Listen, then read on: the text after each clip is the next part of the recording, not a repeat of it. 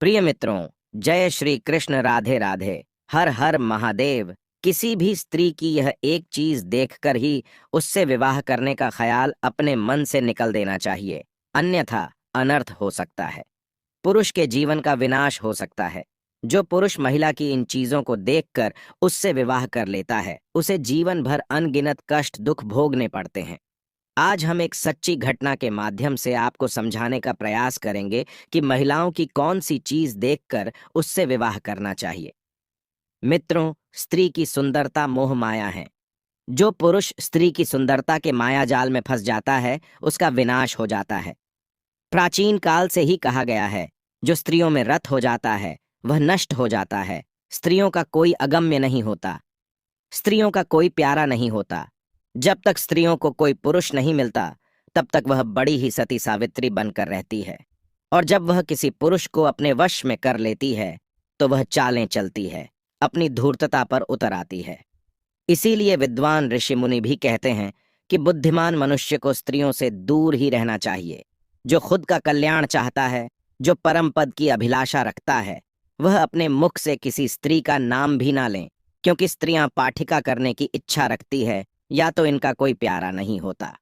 जो पुरुष अज्ञानवश होकर यह सोचता है कि वह स्त्री उससे प्रेम करती है, तो वह सबसे बड़ा ही मूर्ख है। ऐसे अज्ञानी पुरुषों के साथ महिलाएं खेल करती हैं, पंख नुचे हुए तोते के समान उनके जीवन को बर्बाद कर डालती है। मित्रों, इस विषय में प्राचीन कथा मिलती है, जिसे सुनकर आपको आज पता चल जाएगा कि स्त्री की किन किन चीजों को देखकर पुरुष को विवाह करना चाहिए। आगे की कहानी को जानते हैं गुरुजी के माध्यम से। नमस्कार दर्शक मित्रों, स्वागत है आपका हमारे YouTube चैनल पर। अगर आपने हमारे YouTube चैनल को सब्सक्राइब नहीं किया है, तो जल्द ही सब्सक्राइब कर लीजिए और कमेंट बॉक्स में जय श्री राम, जय हनुमान, साथ ही देवों के देव हर हर महादेव अवश्य लिखिएगा। दोस्तों, प्राचीन काल की बात है। मध्य प्रदेश में एक अत्यंत शोभायमान भव्य नगरी थी। उस नगरी में एक धनी सेठ रहता था, जो चीजों को बेचकर धन कमाता था। उस सेठ की एक बहुत ही सुंदर बेटी थी, जिसका नाम मोहिनी था। मोहिनी अत्यंत गुणवान चरित्रवान थी। जब मोहिनी जवान हुई, तो उस सेठ को अपनी लड़की के विवाह की चिंता सताने लगी। उस नगरी के एक राजा थे, जो अत्यंत गुणवान और बुद्धिमान थे। उस राजा का एक बेटा था, जो बहुत ही चंचल और उन्मत्त स्वभाव का था। वह सदैव ही सुंदर सुंदर स्त्रियों से घिरा हुआ रहता था और स्त्रियों से खुद की सेवा करवाता था। उसे नाच गाना करना, मदिरापान करना आदि बुरी आदतें थीं। एक दिन वह राजकुमार प्रातकाल घोड़े पर सवार होकर नगर में सैर करने के लिए निकलता है। तभी वह घोड़े पर बैठकर उस सेठ के घर के पास से गुजरने लगता है, तो वह देखता है कि एक अत्यंत सुंदर कन्या घर के सामने खड़ी होकर अपने गीले बाल सुखा रही थी। वह कन्या परम सुंदरी, प्रतिमान, मर्दिनी और मुनि मन मोहिनी थी। उसे देखकर कोई भी उस पर मोहित हो जाए। जब राजकुमार ने उस कन्या को देखा, तो वह उस सुंदर लड़की पर मोहित हो गया। देखते ही उस राजकुमार को उस कन्या से प्रेम हो गया। वह सुंदर कन्या कोई और नहीं बल्कि उस सेठ की बेटी मोहिनी थी। मोहिनी के सुंदर मनमोहक रूप ने उस राजकुमार को पूरी तरह से अपने वश में कर लिया। उस राजकुमार की सुध बुद्ध नहीं रही और वह राजकुमार वहीं से लौटकर अपने राजमहल चला गया और महल में जाने के बाद खाना पीना छोड़ दिया और पलंग पर लेटकर उसी सुंदर लड़की के बारे में सोचने लगा।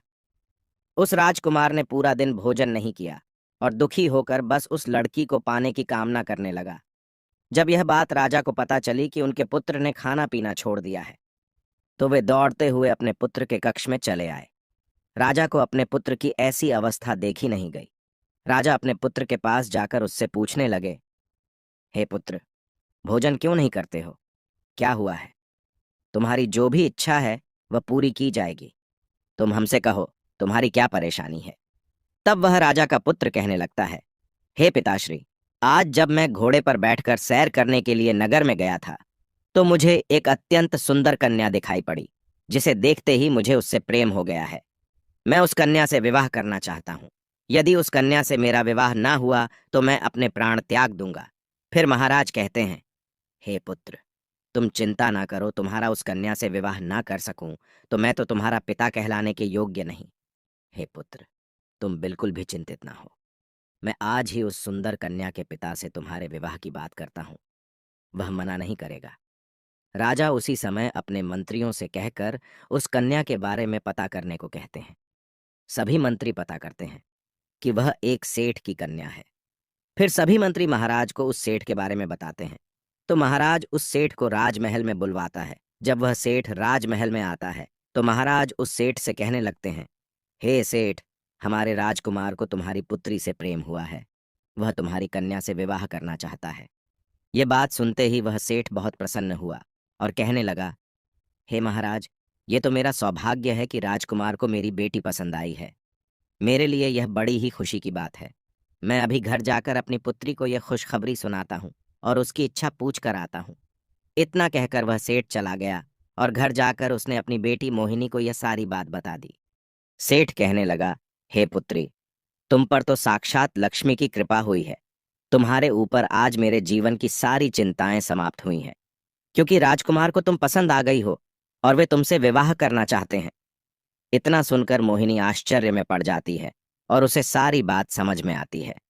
मोहिनी को पता होता है कि राजकुमार को उससे प्रेम नहीं है, बल्कि उसके सुंदर रूप से प्रेम हो गया है और वे उसके सुंदर रूप को पाना चाहते हैं।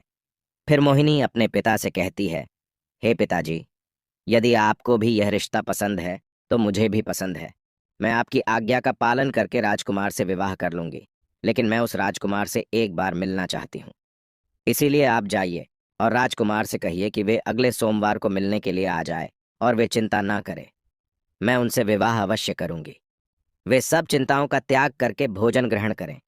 फिर वह सेठ राजमहल में जाता है और ये खबर राजकुमार को सुनाता है। फिर तो वह राजकुमार बहुत खुश हो जाता है। इधर मोहिनी अपने घर के नौकर से कहकर जमाल गोटा मंगवा कर लाती है। वह उस जमाल गोटा को भोजन में डालकर खा लेती है। फिर क्या मोहिनी को दस्त पर दस्त होने लगे। जो दस्त होते उसे वह एक सुंदर पीतल की बाल्टी में भरकर रखती थी और उस पर रेशमी मुलायम कपड़ा डालकर ढक कर रख देती थी। ऐसा उसने प्रतिदिन किया। वह रोज जमाल गोटा खाकर भोजन करती और फिर दस्त पर दस्त होने पर अपनी विष्ठा को वह पीतल की बाल्टी में भरकर उस पर रेशम का कपड़ा बिछाकर रख देती थी। देखते ही देखते कुछ ही दिनों के भीतर 2 से 3 बाल्टी भर के विष्ठा जमा हो गया और उसने उन सभी बाल्टियां को एक लाइन में रख दिया। जमाल गोटा के कारण सेठ की कन्या की हालत बहुत खराब हो गई। उसका चेहरा सूख गया, उसके गाल बैठ गए, उसका चेहरा किसी भूतनी की तरह दिखने लगा। फिर उस सेठ की पुत्री ने एक टूटी हुई चारपाई पर गद्दा बिछा दिया और उस गद्दे पर उसने थोड़ा सा पाखाना छिड़क दिया, जिसका कारण से उस गद्दे से बहुत ज्यादा गंदी बदबू आने लगी। फिर वह मोहिनी उसी चारपाई पर सो गई। इतनी तैयारी करने के बाद मोहिनी ने अपने पिता को बुलाया और कहा, हे पिताश्री, आज सोमवार है। आज ही के दिन मैंने राजकुमार को बुलाया है, इसीलिए आप जाइए और उस राजकुमार को बुलाकर ले आइए। फिर वह सेठ राजमहल जाता है और उस राजकुमार को प्रार्थना करने लगता है, हे राजकुमार, आज ही के दिन मेरी कन्या ने आपको मिलने के लिए बुलाया था। कृपया आप हमारे साथ चलिए। वह राजकुमार तैयार होकर ही बैठा था। वह बड़ी बेसब्री से इस दिन का इंतजार कर रहा था। वह शीघ्रता से उस सेठ की कन्या से मिलकर उसे बाहों में भरना चाहता था, उस पर प्यार लुटाना चाहता था।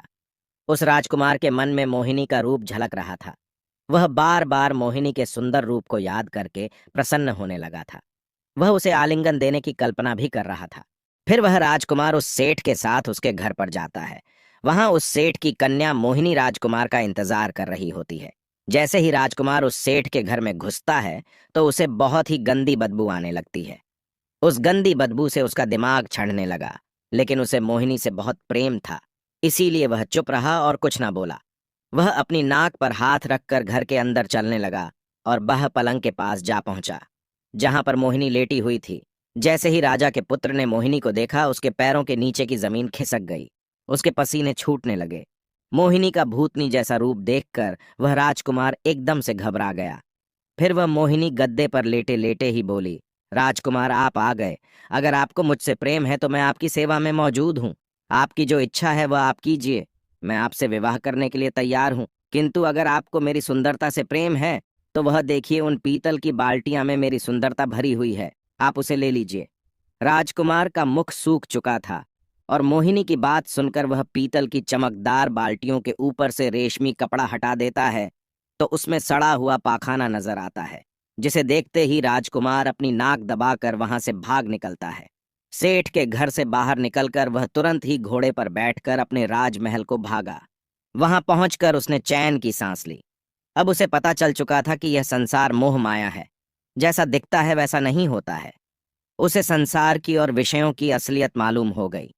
वह कहने लगा, जिस सुंदरता को देखकर मैंने खाना पीना छोड़ दिया था, मेरी रातों की नींद बर्बाद हो गई थी, मेरा सुख चैन सब कुछ खो गया था, वह तो कुछ ही दिनों में नष्ट हो गई।